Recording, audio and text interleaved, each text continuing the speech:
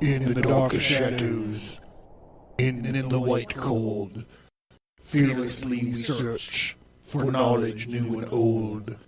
We drink the strong spirits and read ancient tomes, the order of the Abercast.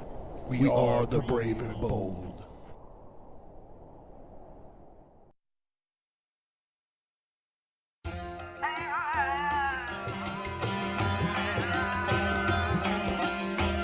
Stigmata Studios presents The Scorpion Strikes.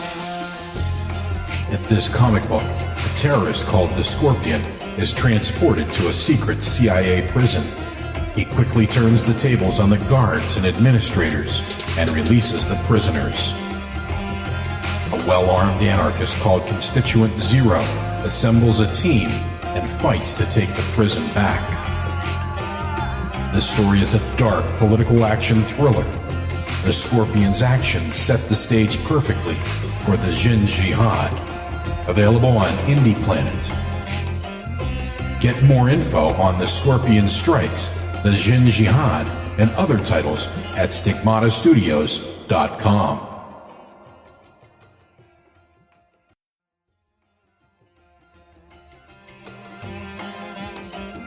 Stigmata Studios presents The Test of the Scorpion. In this comic book, while the Jin Jihad is raging on one side of the city, the terrorist called the Scorpion sets a secondary attack in motion as he obtains a small tactical nuclear bomb. A mysterious, ever-living warrior called Cyrus the Dead Guy steps forward to test the faith of the Scorpion and his lunatic followers. This is an action-adventure story. It's a bit of swashbuckler that wraps up the Jihad stories. Available on Indie Planet. Get more info on The Scorpion Strikes, the Jin Jihad, The Test of the Scorpion, and other titles at stigmatastudios.com.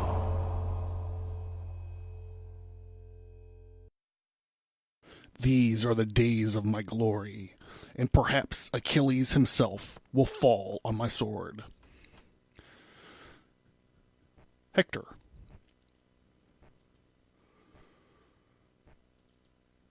Ooh. Do-do-do. I am the god of fuck. I am the god of fuck.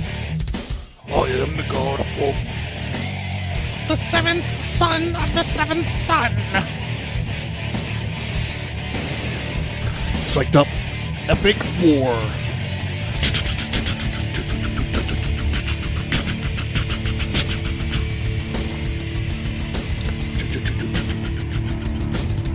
American, not American. I'm a stream on another with an evil slant. Boogeyman.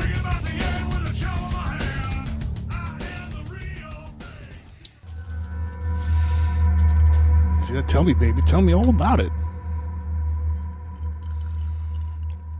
The Abercast. Occult.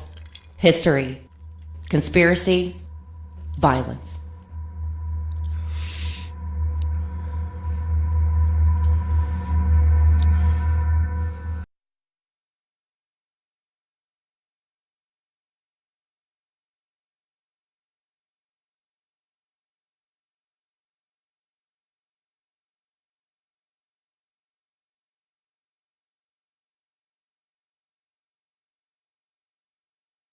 All right, welcome to the Abercast. And this week, well, hold on. First of all, this week, we're going to be talking about another battle royal, gods and humans duking it out to the death. Two gigantic armies, actually, manipulated, and the strings were being pulled by the gods. So April 24th is coming up. April 24th, 1184 BC is the traditional date of the day the shit hit the fan in Troy. So strap on your lithorax, grab your hopalon, mix up your gin jihad, stir it up real good with your Zysos. because tonight we're going to get elbow deep into the Trojan War. And there's a real good podcast called, we're going to get into this. I'm going to put my own various spin on it, of course. Keep it within my time limit. But if you really want an expanded, pulled apart view of this fucking myth, there's the Trojan War, the podcast by this guy named Jeff Wright. He does it in like 20, at least 1 hour episodes, and he does it like a boss. So I brushed up on a lot of my knowledge of the Trojan War this week by listening to episodes of his podcast. So if you want like a sober expanded pulled apart overview of that, you can find the Trojan War, the podcast by Jeff Wright. You can find on iTunes, or I think it's just Trojan War, the podcast.com. You can check it out over there. Now, last week, I was talking about this Dungeons & Dragons Pantheons of the Gods manual that my friend's dad had, and we would go over, and besides sneaking out Penthouse and Hustlers that were hidden in this weird secret closet, we also snuck out these Dungeons & Dragons books. And last week I mentioned, I put it in the terms of the Cthulhu mythos, which is really weird, by talking about Ragnarok, and I don't remember exactly how it happened, but these guys, the Olympian pantheon was in there too. So I'd already been exposed to them because of like Clash of the Titans and all this, but you can't trust those movies, and I can explain why in like one sentence. The Kraken is not a Greek monster. The Kraken is a Norse monster. But beyond this statistical collection of data and personal biographies of these Olympian gods, there's also in these movies, like I explained, probably like my favorite depiction, well, as much of a depiction as it is, it's only a couple frames, but in The League of Extraordinary Gentlemen, The Black Dossier by Alan Moore and Kevin O'Neill, who's actually both of them, Moore is influential to my writing, and O'Neill is very influential in my art style. So it's weird. These last two episodes are really linked because of the Simonson art situation and this one. So yeah, I don't know why it wound up like this. I didn't want to really do like another epic war thing, but like my only other option was like Billy the fucking Kid or something. I don't know. So yeah, mix up those Jin Jihads, and stir it up good with your Zysos, which is like their the hoplites' little swords that they have. Cause we're going to be doing the Trojan War. The Trojan War.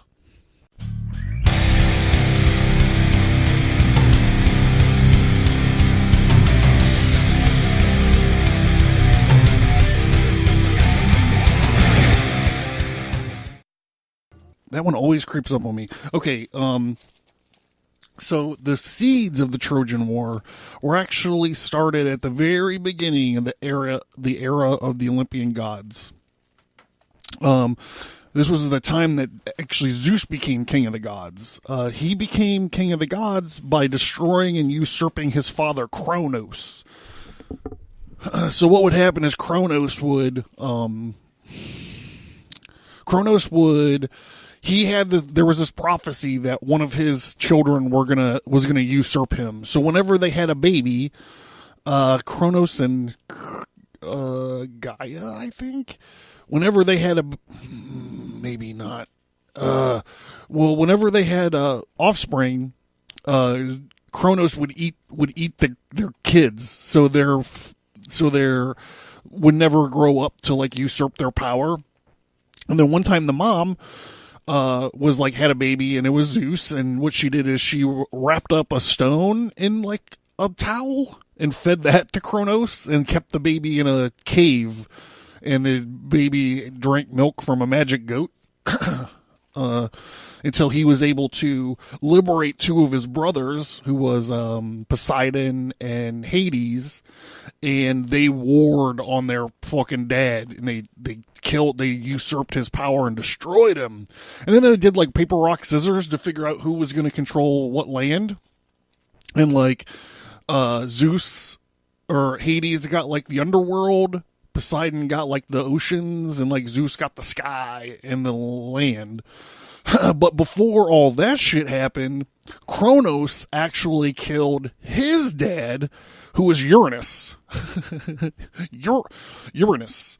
He killed Uranus, and he usurped and destroyed Uranus, who was Kronos' dad. So there's like this lineage of like killing your fucking dad.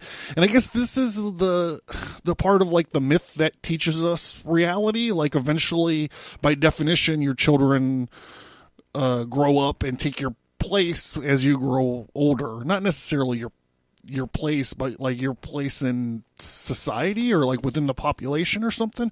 It's always the dads, dude. It's always the dads. Luke and his dad, you know what I'm talking about. Lucas, you know what I'm saying. This is talked at length. Uncle Joseph Campbell talks about this by length.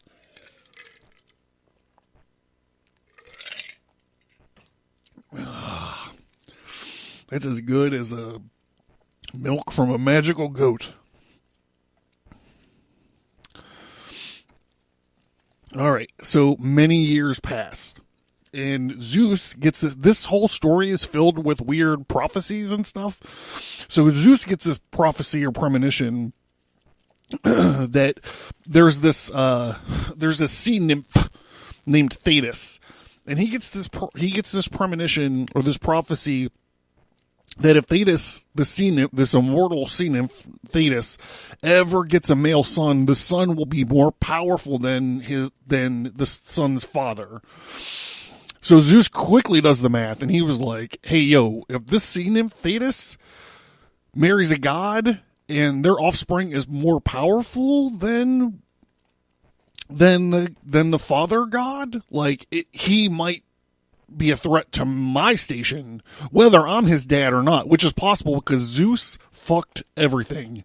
And everything that he didn't fuck, he wanted to fuck. He wanted to stick his dick into everything. Whether he turned into a swan to fuck chicks. It's these earth chicks drive these gods crazy, man. One time he turned himself into a golden shower, like not what you're thinking of a golden shower, like literally a shower of golden rain. And he fucked a chick like that before. Like he was a savage. Oh, where am I? In my lesson plan. So he quickly devises a plan where he's like, I need to marry Thetis off to a human dude. That way, if he becomes like more powerful than his dad, he's still just a fucking dude. Like a real powerful dude, maybe, but still not like, can't fuck with me.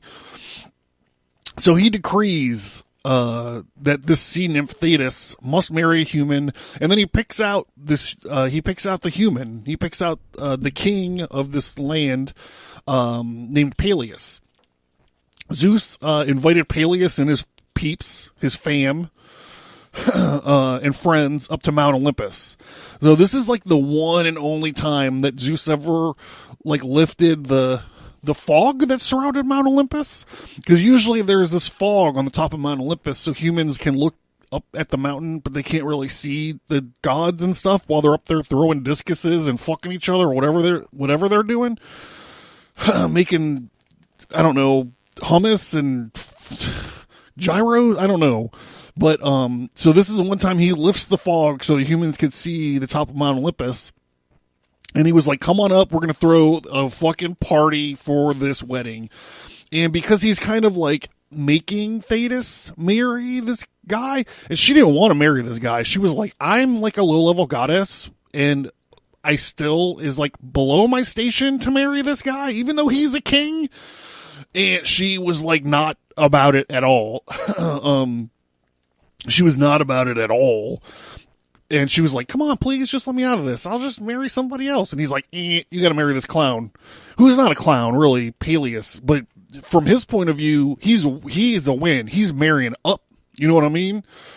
We'll talk about 1 to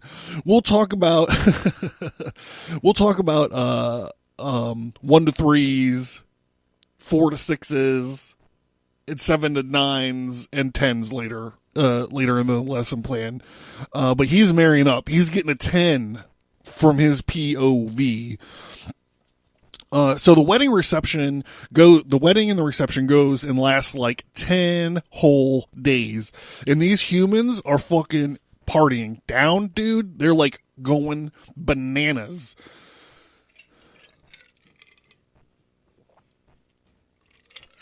And like Zeus is like cast magical spells on them to where it's like they can never eat too much. You know, like you eat and you're like, oh my God, I feel kind of sick because I ate too many gyros. Or you can't, like, they're not throwing up because they're drinking for 10 days. You know, like, it's not limiting them. So, like, I would like to learn this magical spell. But he casts a spell on all these guys. So they're just fucking ripping it up for like 10 days. And who knows how long 10 days is on Mount Olympus? I'm not sure. But the evening of the 10th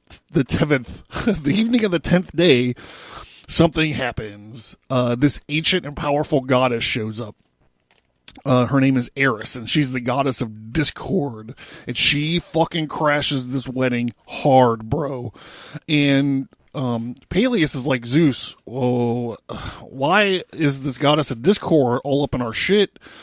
And Zeus has to tell Pyles, he was like, look, man, we are not the end all and be all. Like, there were gods before us. Like, we're the present gods, you know, but there was like other gods before us and other superpowers before us. And this is one of those fucking things.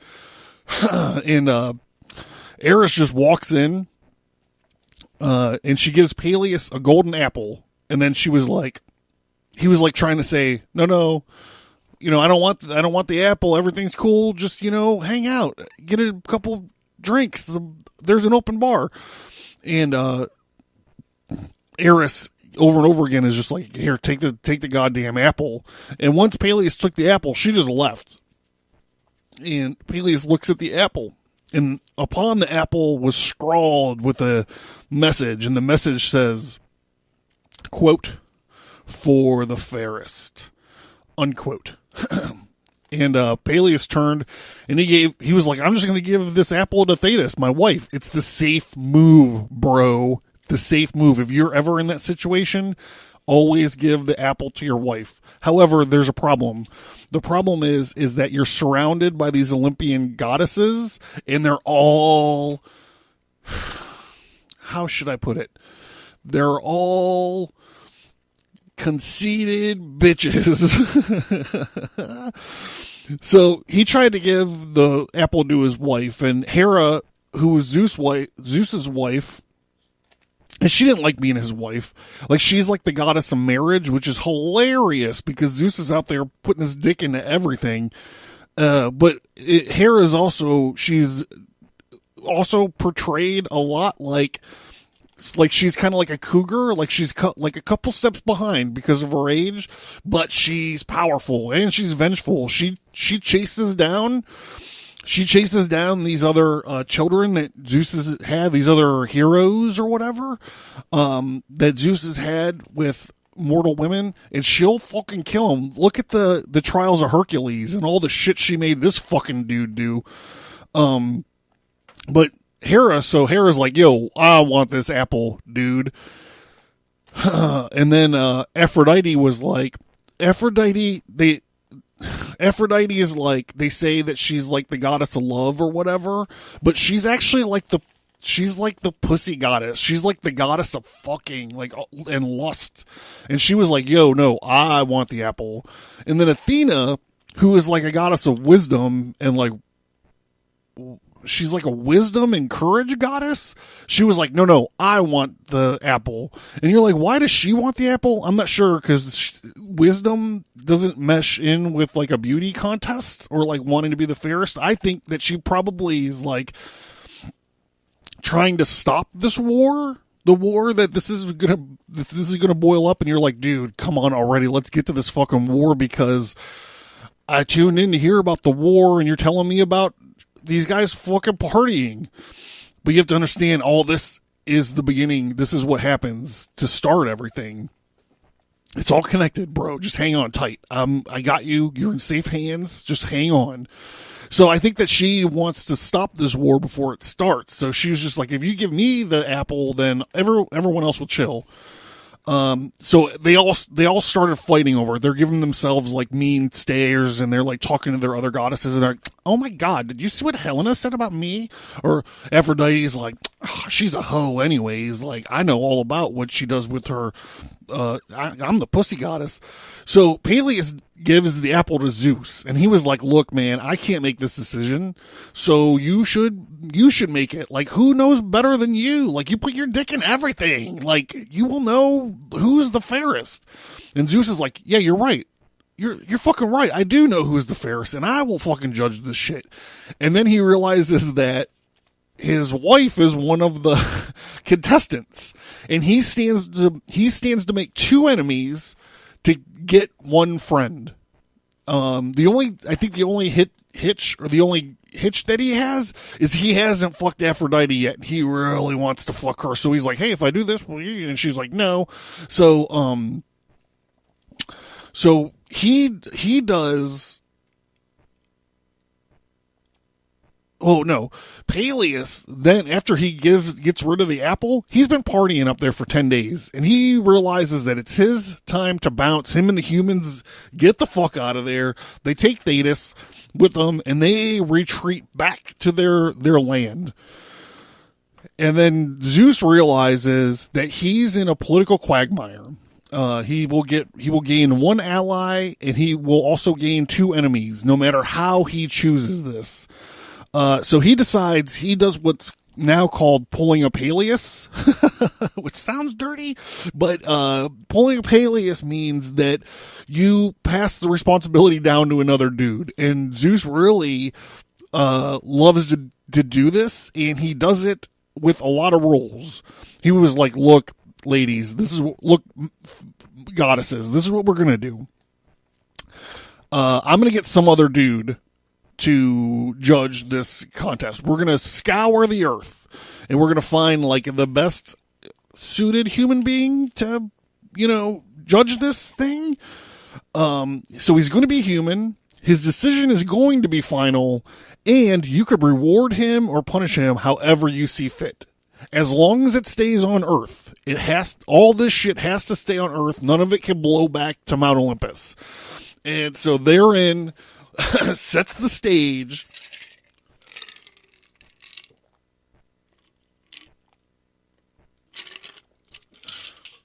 for this shit show that's going to become the Trojan War. So I'll tell you all about that in 1 second.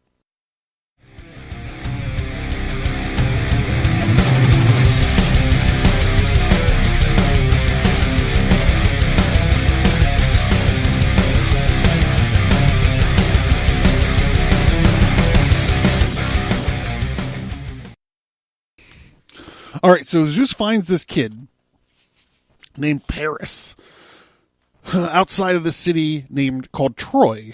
So there's some background on this Paris that you need to know. There was when he was a kid, his mom, who was the queen of Troy, she was the wife of the king of Troy, who was named Pyrene. How did it go? She had a dream or a nightmare about her city burning unless she got rid of this kid. And she was like, well, I mean, what's more important, my kid or my city? And this is like, I'm not sure what's more important. I'm really having a problem with my setup today. So she wound up getting rid of Paris. She dropped him off at a monastery or orphanage or something like this. And the kid grew up. He grew up. I mean, he was decent looking, I guess. And he had a pretty good head on his shoulders, which gets real fucked up here in a minute. And,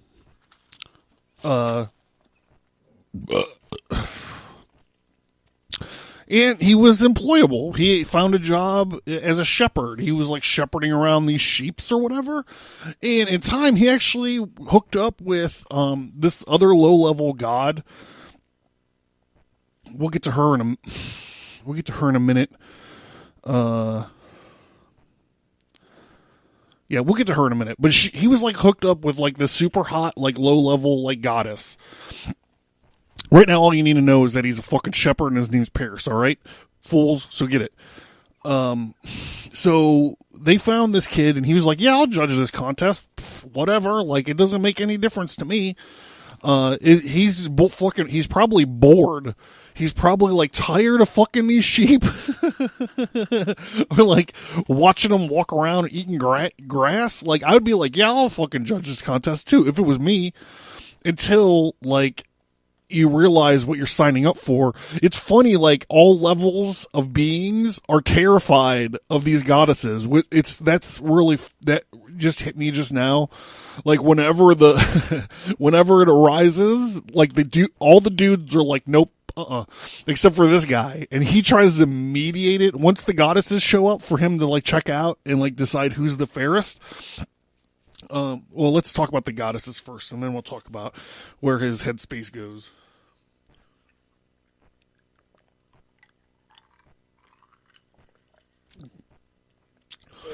So there's Athena, who's the goddess of wisdom, courage, and she has like military stuff going on. She's depicted a lot as a virgin. Then there's Hera, the goddess of marriage. And she's also kind of like cougary. She's like a cougar. She's vengeful. She's fucking stuck in this marriage with this dude. He's like the dude, but not Lebowski. He's like, but the main dude. And he's constantly fucking around behind her back, and he's just like, whatever, what are you gonna do? Kill this hero that we just created? And she's like, yeah, that's what I'm gonna do. Then there's Aphrodite, who's, like I mentioned before, she's like the goddess of pussies and fucking, and, lust. So they're sitting there, like he's looking at them and he's like, all right, well, look, there's the 3 totally different types of chicks here. They want me to figure out which one of them is the hottest. And I don't like, what's my criteria? And then Athena was like, all right, we understand this is probably not fair to you. So let's flip the terms of this contest and let's talk about what we can do for you once you're in our favor. So right then Paris is like, oh, fuck, I'm fucked. Like, he's in the exact same situation where Zeus was, where he's like, I can gain 1 benefactor and create 2 enemies, and they're all horrifically outpower me and my environment. So Hera's like, yeah, you're right. This is what I can offer you. If you give the fairest apple, the fucking golden apple of discord, if you give that thing to me, I will give you all the political power in your region that you need. And Athena's like, yeah, but I could give you courage and prowess in battle, which in turn would also give him like a high amount of glory. So the way that this worked back in the day is these soldiers and these warlords or whatever, these heroes, the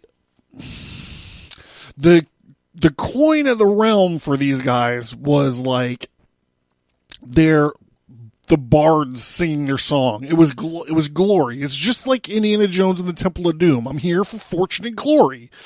So what she's offering him is this glory, which would also give him political power. I mean, you need to look at like Themistocles in the first battle, and then like afterwards, everyone lends their ear to him when he has shit to say because he fucking like did one amazingly crazy fucking thing that worked. So this is what it is. So it's like political power. And Athena's like, no, I'll give you glory that will turn into political power. Or it's just like, you could probably get laid, if you play your cards right. Aphrodite steps it up one more thing further. And Aphrodite's, she was like, look, dude, I will scour the world and find the hottest chick on the planet. On the planet, son, and I will make her want to fuck your brains out. Like, literally, she was like, she will, when she sees you, she will just juice up. And it's like, when you read the myths and stuff, like, they're all like, to fall in love and you guys can get married, but really, I don't think it's like that. And Jeff Wright doesn't think it's like that either. He thinks it's like, well, he doesn't get graphic like I'm gonna get graphic, but he's like, she juices in her underpants when she sees you. You can do whatever you want to her and all this stuff. And it's the hottest chick in the fucking world. So this dude, who we don't know that he's married at this point in time. I jumped ahead and fucked the whole story up, but he's like, yes, that's what I want, pussy goddess. That's what I want. Goddess of the vagina, goddess of fuck, like, that's what I want. Because he knows like, whenever you're judging these things, like, all right, so say, like, you're in a nightclub. Like, I'm a happily married man, but I used to be a savage. So, you know, if you're, like, in a nightclub or a bar and you, like, in your quest, you encounter a table full of hot single chicks. And, like, you're looking at them and you're like, all right, well, like, so how's this going to go? And you're like, well, some people would go, well, I'm going to go for the 10. Jesus. I'm getting animated. Hold on. Fuck, man. I hope I don't have to get another one of these things. I'm just going to shoot for the 10 and see what happens. Or like, I'm going to just shoot for, like, the mid-range because I have a better shot with, like, the 4 to 5. But what some of us know is you have to, like, look at the politics and your environment. You have to have a full analytical scan of the situation before you move. You have to have situational awareness is what they call it in the Army. I'm about to get into some heavy shit here, so hold on.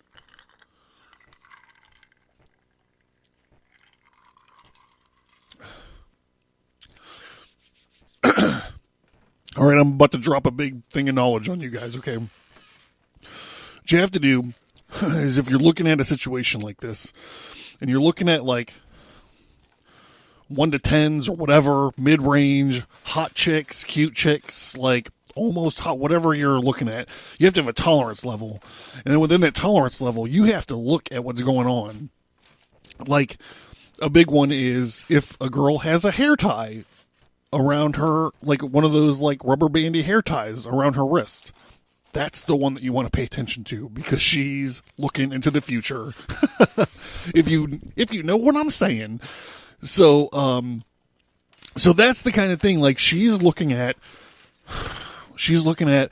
waking up in the morning away from a shower and a hairdryer. She's looking at doing various physical motions with her hair in control. She's looking at things like this. So, like, that gives you, like, a little edge into that person's kind of situation at the moment. And it can help you a lot. What was I talking about? What?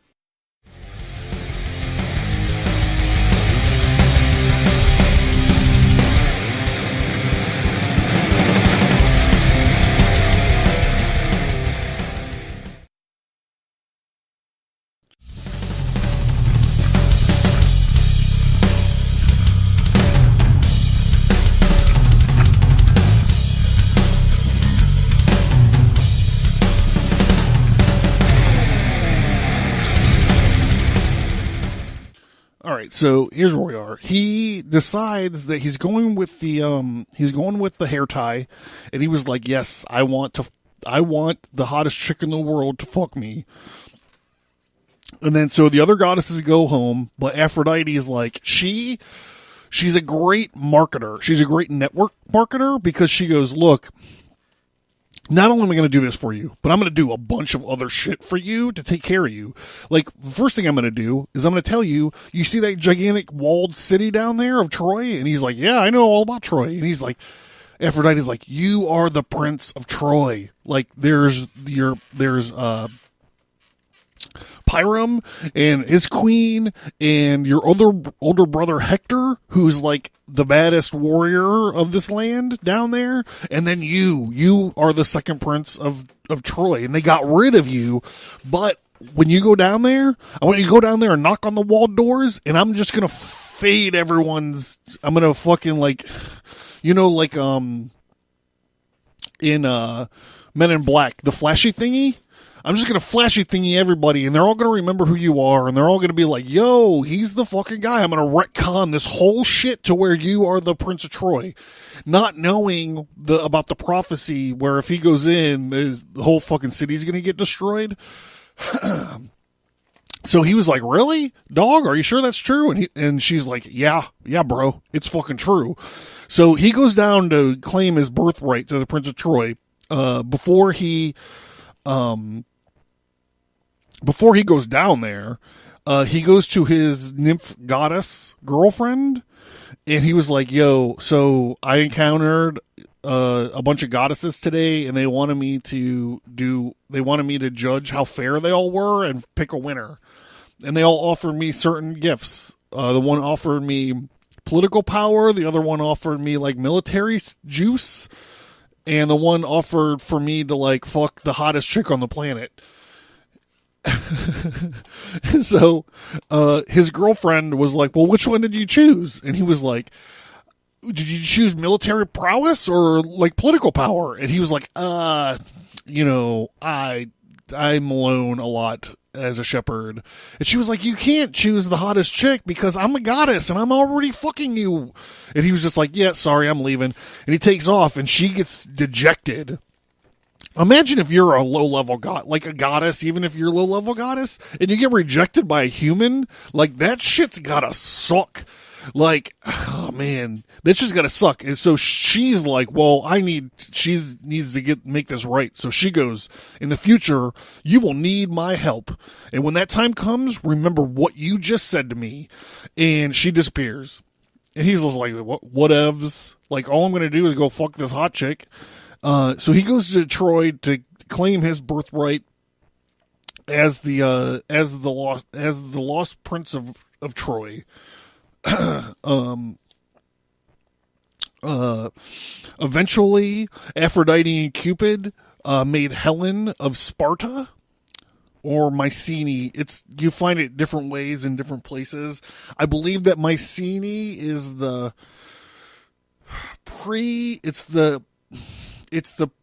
proto-Spartan culture or proto-Spartan name. Like legitimately that area becomes Sparta.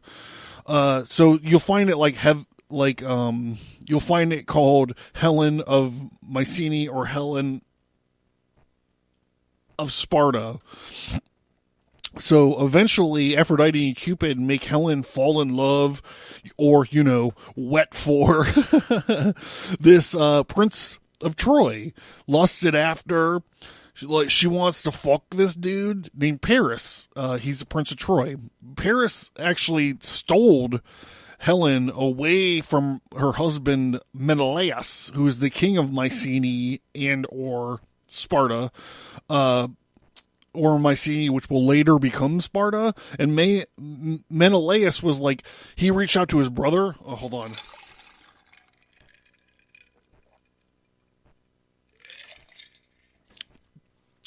He reached out to his brother and was like, his brother's name was Agamemnon. Menelaus reached out to his brother Agamemnon, who was like the high king over this gigantic area of Crete. They were all city states, so like he had like the biggest fucking like sandbox or whatever, and Agamemnon. I'm going to fuck this up so much. And he's such a big part of the story. Agamemnon, who is the king, he started mustering his troops. So this is what he's doing. He's like, he doesn't give a fuck that Menelaus's bride, like Helen was married to Menelaus. He doesn't give a shit that she ran out on him. But because the Trojans took them, he's interested because he sees an opportunity for, you know what? Power and riches and to take over some fucking dude shit. So he goes to gather the troops and he's like, he calls on all the warlords of Greece. And all of them that are bound by this thing is like the oath of the quarter horse. I don't really understand this. I understand what quartering by a horse is, but I don't really understand what the oath is. So you understand, I'm not my doctorate is not in research. So he starts to gather the troops, and they all, these warlords and these kings of various islands and provinces and city-states of Greece start showing up. And he realizes that he's missing some fucking dudes that he needs. Now, the one guy that he has, the one hero that he has is Ajax, who's a grandson of Zeus. He's a massive fucking guy, and he's like the second best fighter in the world. He is missing, however, two dudes that he needs. He needs Achilles, who is the best fighter in the world, and Odysseus, who is like the cleverest Greek ever. O'Neill in League of Extraordinary Gentlemen portrays him as like a little rat kind of dude, like he's like a little twirling his mustache kind of thing, which I think fits because you find out some shit about Odysseus later. So Achilles, you're like, who is this fucking Achilles guy? And we understand the origins of Achilles a little bit. We go back to Peleus and Thetis. So there's this whole thing with Peleus and Thetis where they go home, and eventually the sea nymph Thetis, she doesn't like fall in love with her husband, but she lets him fuck her, and she starts producing offspring, but every offspring winds up dead in the bridal or in the birthing chamber or whatever, the fucking aquarium sea pod. I can't wrap my head around what a sea nymph's room looks like on dry land. But so like the birth would happen and the midwife would come out and they'd be like, hey, you got a boy. And he's healthy and he looks like he's pretty smart and all this stuff. And then Peleus like runs in there and the kid's dead and he can't figure out what's going on. And this happens 6 times. So the 6 times it happened, the 6th time it happens, Peleus is like, I'm going to drill a hole through this wall and I'm going to watch you give birth to my son and I'm going to see what you're doing to them. So, Thetis has the kid, the midwife runs out to get Peleus, and Peleus is watching through the hole, and she takes this kid by his feet and dunks his fucking head into a thing of salt water trying to kill him. And Peleus is like, whoa! He busts through the door and he saves the kid, and he was like, you're not gonna kill this kid. But he's got a problem because this is like before like baby formula and all this.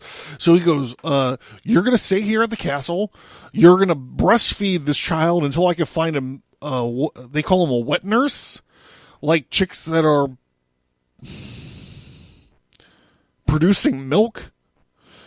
And once we get some chicks that are producing milk in here, and I have another way to support this child's life, then you are gone. Like you're leaving forever. I'm never fucking dealing with you again because you killed 6 of my dudes. Like his whole responsibility in this time of his life is to get some heirs to his throne or whatever.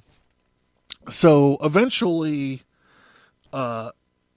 Achilles starts breastfeeding off of Thetis, and she falls in love with the kid. It sounds weird, but she's just like, all right, well, I like the guy now, whatever. Like, no one's ever gonna damage my kid and all this stuff. So they have a big party,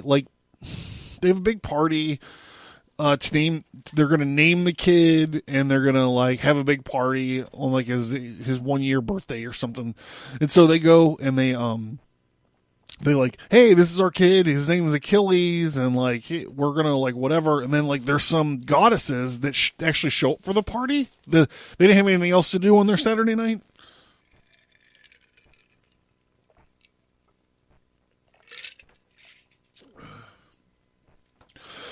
I haven't even got to the war yet. Fuck, we're like almost 50 minutes into this thing. So they start gossiping about this Achilles character, and they're like, yes, this Achilles actually has two fates. So in the land of Greece, you had like these three old crones that could like see your future, and there's like three fates that are like winding like threads, your shit like threads or whatever, like your lifeline. So your fate was kind of known if you knew where to look, especially if you were a hero. This guy's a half-breed between a god and a human, and he's special because he's a half-breed between a human man and a goddess female, which you almost never see. You never see that shit. Usually it's always the opposite. And when you do see like something earthly mating with a goddess or whatever, like it's always like something awful, like a minotaur or something like this. So I'm not going to get into that because it's real fucking disgusting and gross. So Achilles, they're like, what are you talking about? What are these two fates that you're talking about? What are these prophecies that you're talking about? And they're like, all right, look, man, there's two prophecies. The only kid that's ever been born with two fates, so, like, look, you need to pay attention to him. His one fate is that he's gonna... I believe the first fate is that because I'm setting myself up for failure later, I believe the first fate is that... you don't understand how much I ad-lib during these things. Like, I have notes, but whatever. Okay, so the first fate is... he lives long, no one knows who he is, and he lives like this long and happy life, and he dies. His second fate is that he dies at a young age as like this warlord. He's like this fucking superhero of death for Greece. And so the parents spent a long time like, well, I mean, like that warlord thing sounds pretty cool because they're all amped up on glory and stuff. But they're like, also, we want our son to live a long time and to be happy. So I don't know what we're going to do. So Thetis becomes like the mother of all mothers. She's literally the mother of all mothers. She's like, I'm going to protect my boy. I don't give a fuck. And I'm going to send him. They send him to this school. He goes to the school with Ajax, actually, and he gets boarded with Ajax for a long time, and he gets mentored by this centaur named Chiron. And like, if Chiron gives me a bad report card, I'm gonna go out there and straighten his horse ass out. But before that happens, they're hedging their bets. They're like, well, what if he goes one way? What if he goes the other way? I don't know. So they take him to like the shores of the underworld. Like Hades is just across the river through a cave and across a bridge. And there's another prophecy or something, some magical spell or some shit where they're like, if you dunk Achilles in the river of Styx, he'll become impervious. So she grabs him by his little feet, just like she did when she tried to kill him, except this time she's trying to give him eternal life or like invulnerability. So she grabs him by his little feet and like dunks him in the water and pulls him out. And they're like, yeah, that'll do it. So like wherever her hands were, like on his little heels, didn't get dunked in the water. So that's important to know for later. However, I think it's funny to think like if Thetis if Thetis was like carving, or she was like cutting apples, or she was like cutting up chickpeas to make hummus, or she was like carving gyro meat, if she were accidentally to stab her fingertips, they would be impervious. That's interesting. That's an interesting power to have, just impervious fucking fingertips. All right, so those are the guys. You got Achilles, and he's got two fates. He's dipped in the river Styx.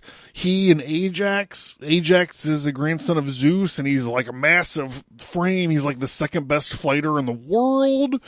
And they were cousins. They went to school together, and they were both taught by this centaur named Chiron. And then there was Odysseus. Odysseus is the king of Ithaca, and he was the cleverest guy around. And Agamemnon was like, I need Odysseus because he's like the smartest fucking dude I know. So he sends like the second smartest dude he knows to find this guy, Odysseus, who's the king of Ithaca.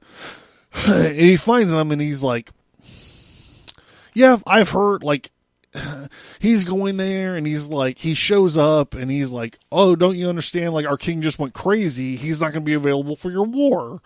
And so he goes and he talks to the queen, and the queen's like, we just had this kid, and like, my husband just went crazy, and he's not going to be available for your war. Like, he's bananas.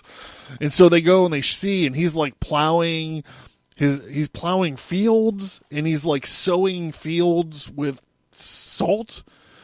So the guy goes down there, and he goes, what are you doing? You're sowing this field with salt. Like, what are you trying to grow? Salt trees? Like, that doesn't make any fucking sense. And the guy, Odysseus is like, yelling gibberish at him while he's plowing this thing. So he goes to the queen, and he takes this newborn son, and he puts it in front of the plow. And he was like, well, if he's crazy, he's not going to stop the plow, and we're just going to cut this fucking kid in half. And if he's sane and just acting, he'll stop the plow and not cut his fucking kid in half. And that's what happened. So he's like, yo, come on, let's just go fight this war. It's only going to be a couple days. We'll fucking do it. We're the shit. Like, it's going to happen. So Odysseus is like, all right, bro. All right, let's go. So he joins up. So, Agamemnon asked Odysseus, he was like, look, we're ready to go. We got all of our troops, like, except for Achilles. We don't know where Achilles is at. And he's like, all right, well, I'm going to go find Achilles. I'm going to take Ajax, because Ajax is so close to him, and we're going to go, and we're going to, like, scour around, and we're going to find Achilles and convince him to fucking come on board. And let's go kill some goddamn Trojans. And that's what happens. They find him. They convince him to fight. So there's a 100,000 man army jammed into 1,000 ships. And from this point on, whenever you say Helen of Troy, what you think of is the face that launched 1,000 ships. She's the most beautiful chick in the world, and she wants to fuck Paris. And they're probably fucking, like, right now. Like, at this point in the story, there's probably, like, jizz all over, and they've been, like, fucking for, like, 5 days, or, like, years, or whatever. I don't understand how time moves in these myths.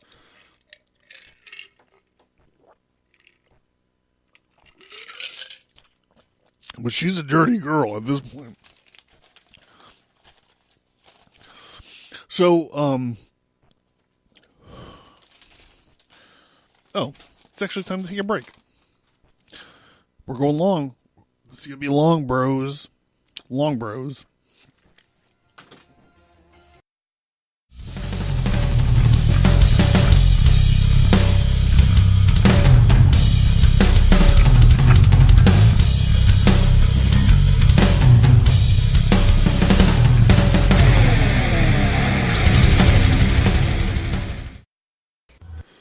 All right. So the army lands, and they find this prophecy. The Greek army lands, and they find this prophecy that the walls of Troy will never be destroyed by an enemy force. But the The Greek army lands, and a siege and a battle that will last for 10 years begins. There are many skirmishes and duels. They do these duels where they come to agreement and be like, look, if just one of our guys can win here, like the whole fucking war will end. And then like we have this thing, because there was a lot of there was some negotiation that also happened. So on the various sides, we kind of know who's on the Greek side. So I want to spend a couple seconds on the Trojan side. There's Hector, who is the Jesus. There's Hector, who's the first prince of Troy. He's the brother of Paris. He's the best warrior in the land of Troy. He's got 75,000 troops. So we got 75,000 troops. We have a walled city, homeland advantage against 100,000 troops of Agamemnon. I'm sorry, I just can't get my tongue around it. So these armies are fighting, and the different gods and goddesses are choosing sides. And some of the goddesses were even influencing these battles. And this is all reaching back to like this beauty contest that started this whole fucking thing. Aphrodite was helping Troy. It was the home of her dude Paris, and Athena, wanting the Greeks to win. Because she felt like discouraged because she didn't get the apple, I guess, in the story. She gave this king of Argos, this guy named Diomedes, she gave him like superhero powers. And this guy, Diomedes, like for a little while, they have this thing, I can't remember what it's called, but they have this thing where like the gods can like superpower like one single human for like a certain amount of time, and he becomes like a living atomic weapon. Like he runs around like Diomedes had like fire blasting out of his face, and he destroyed countless of Trojan soldiers. And so this is when it all happened. This is when like the chain gets pulled. Like it's getting real, and all the heroes on both sides. Like when I say heroes, I don't mean like the good guys or villains like that. I say heroes because there's heroes on both sides of this battle, because there's no morality. Like this whole thing just started from like a fuck up. Hold on.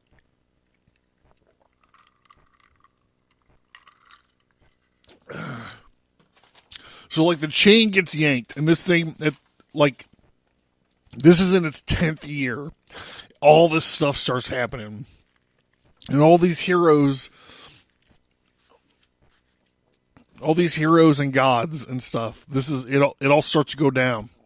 It's going down, going down. It's going down.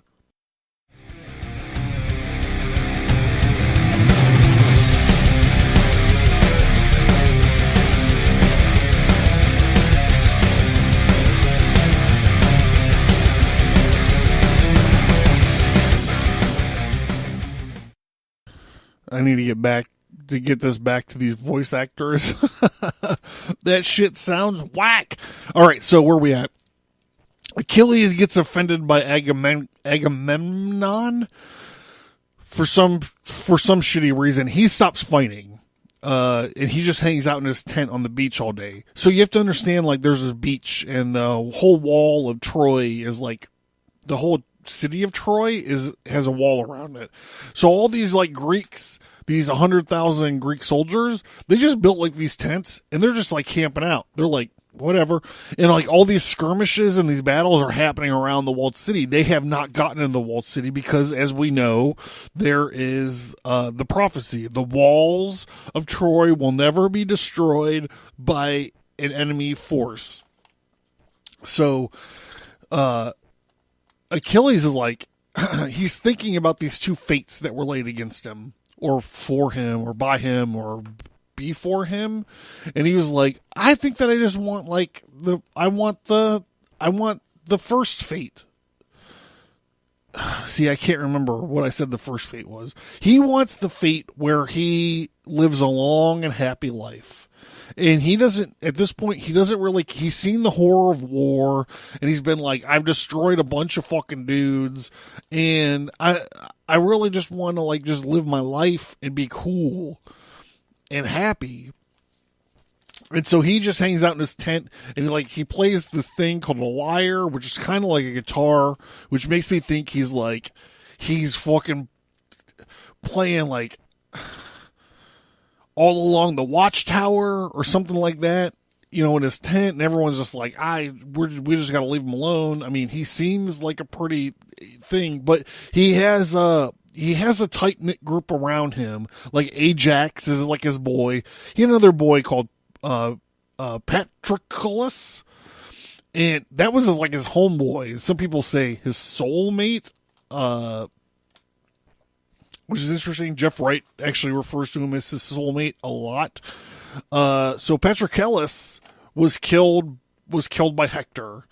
Now, there was a lot of misadventure that took place where he's stealing Achilles' armor, and he's pretending to be Achilles, and Hector fucking killed the guy and then stole his armor, and there was a gigantic whole war involved about who's gonna take the body, because the Trojans wanted the body to drag him through the fucking city streets like it was Somalia, and the Greeks wanted the body so they can burn him or bury him, whatever the tradition was at the time, and the hero he was.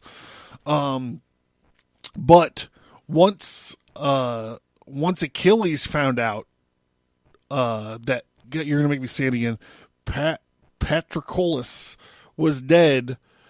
This is what Patroclus said to Hector. He says,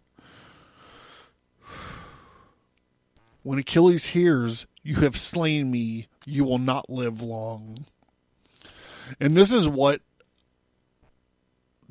Achilles says when he hears that Patroclus was killed by Hector. He says, "I do not care whether I live or die, since my anger and my pride have brought the death of my dearest friend. My only hope is revenge." So this is the beginning of the wrath of Achilles, they call it. And this is when Achilles is looking at his two fates and he switches it. This is from when he goes from, I want to battle and kill a bunch of people and live shortly. And then he flips it to, I want a long and storyless life, and I want to die in anonymity, just surrounded by happiness, back to, I want to die and I want to kill. I need to get my revenge because they killed my fucking buddy. And like I said, Jeff Wright, who is the guy of this Trojan War, the podcast, made a lot of allusions to some homosex stuff going on here. So Achilles is yep, I'm going to just fucking kill everybody. I'm going to kill him, and I'm going to kill him hard, and I'm going to kill him like that. I ran out of weird kill him stuffs. So Ajax winds up killing himself because the blacksmith god Hephaestus gives Odysseus his sweet ass power armor, this divine power armor. I also write about divine power armor in the Djinn Jihad book.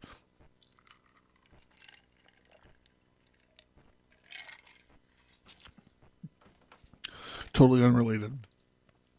Apollo, in revenge for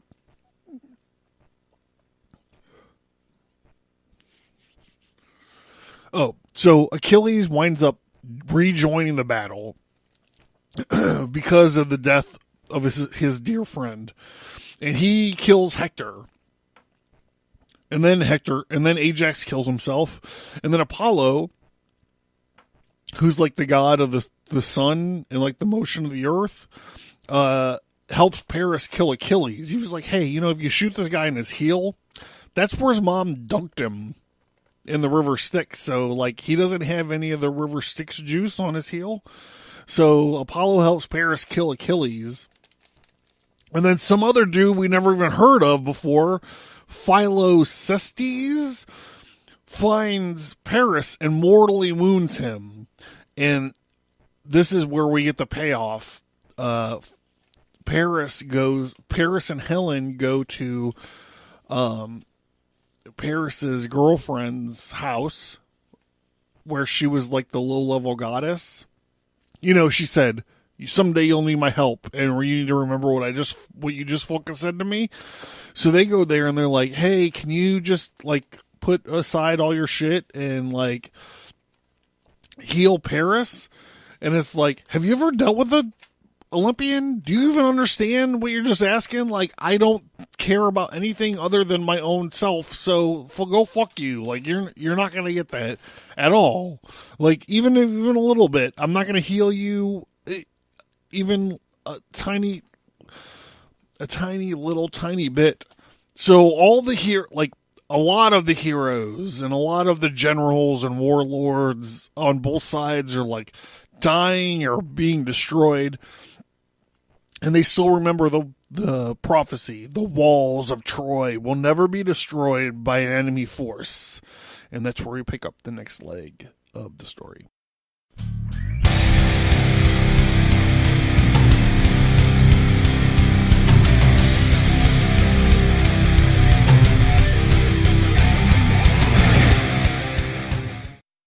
Just go to stigmatastudios.com to get these things. Because you got to like search for stuff and find Stigmata Studio, where you just go to the website and find all that stuff. I got like a lot of great new stuff coming up.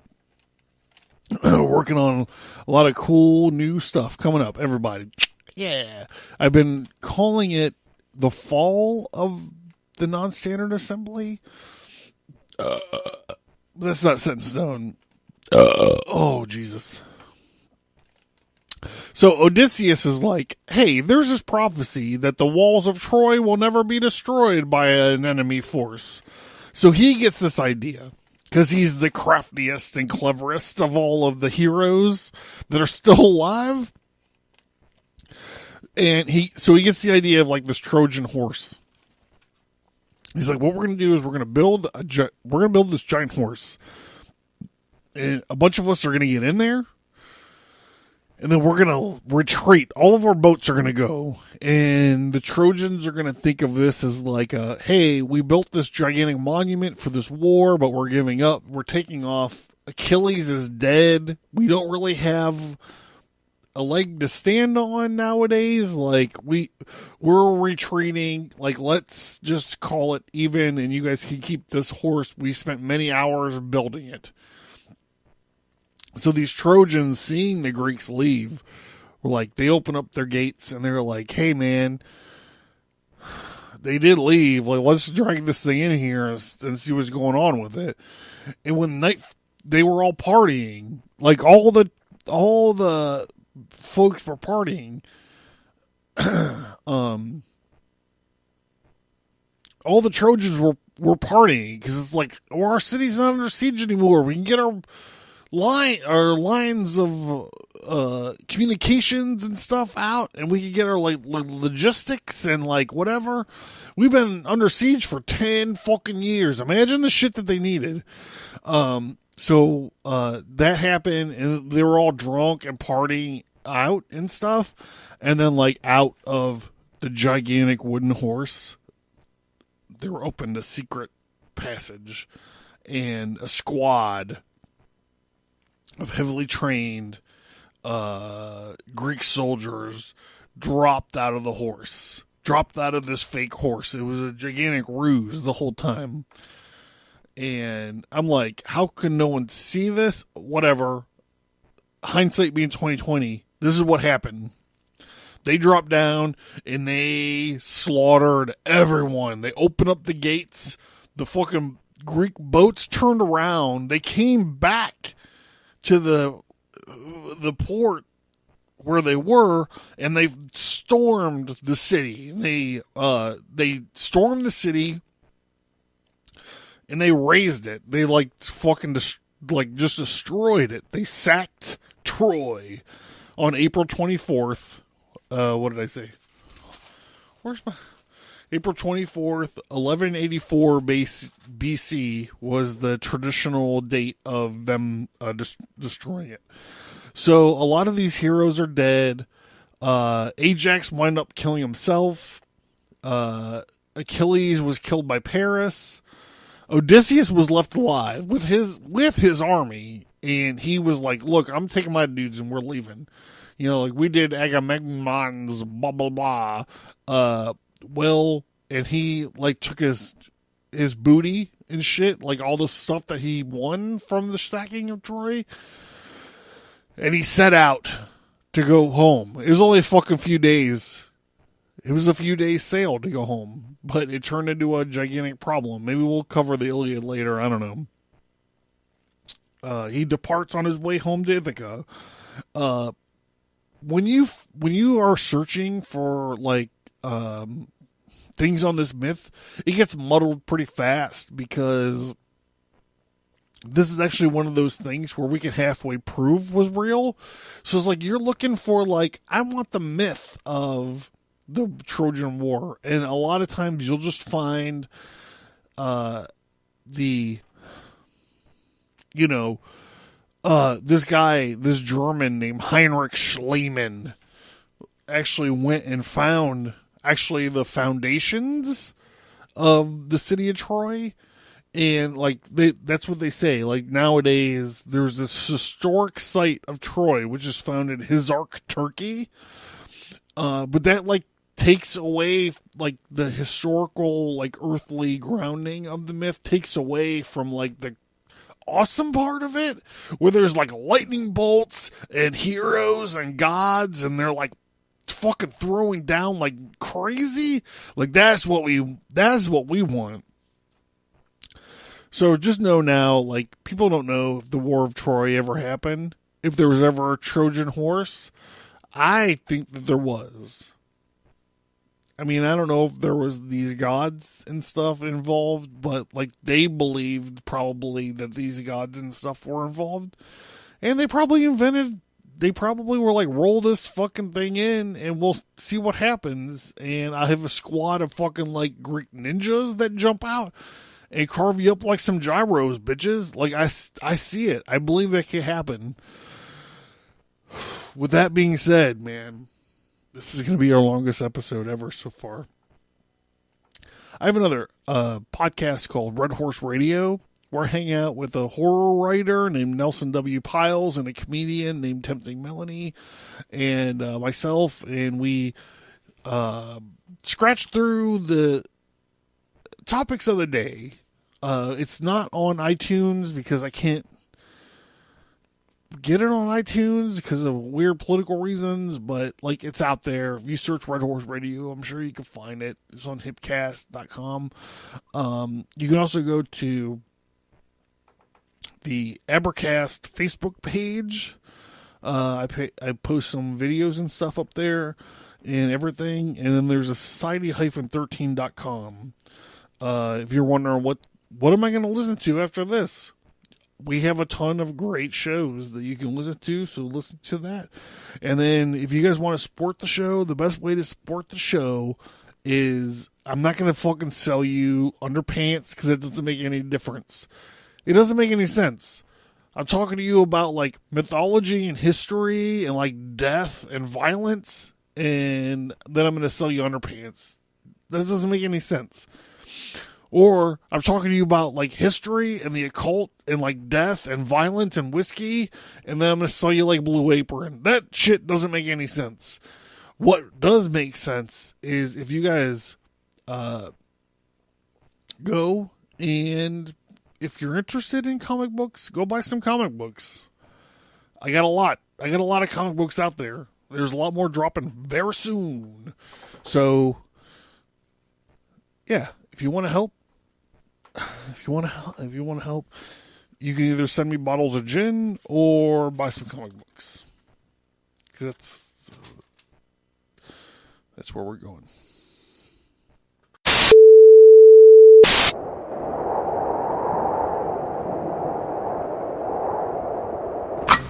Allahu Akbar, Allah.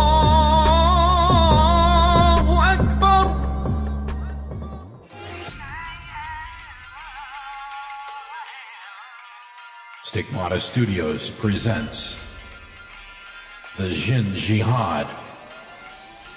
The Jin Jihad kicks your face with myths, mysteries, epic battles, suicide bombers, quirky characters, and divine power armor.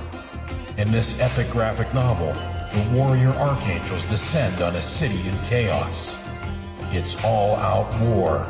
The non-standard assembly battles an ancient terrorist organization, and their ultimate weapon, a corrupted, magically enhanced, unstoppable monster, the Jinn. This graphic novel is a wild ride. It's one part distant Arab myth, one part Old Testament angelic vengeance, and one part unique heroic tough guys. Available on Amazon. Get more info on the Jin Jihad and other titles at stigmatastudios.com.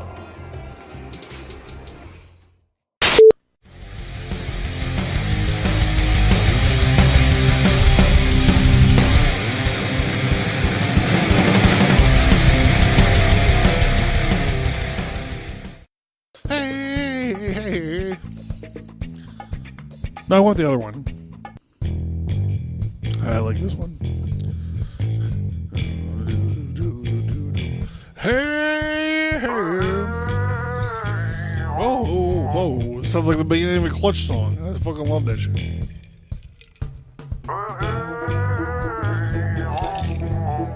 One zero 1010101. 10011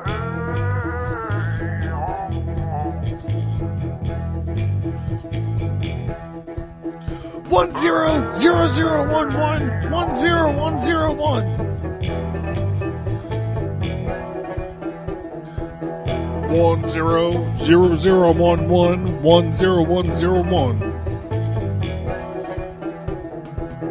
Bye, guys. Thank you.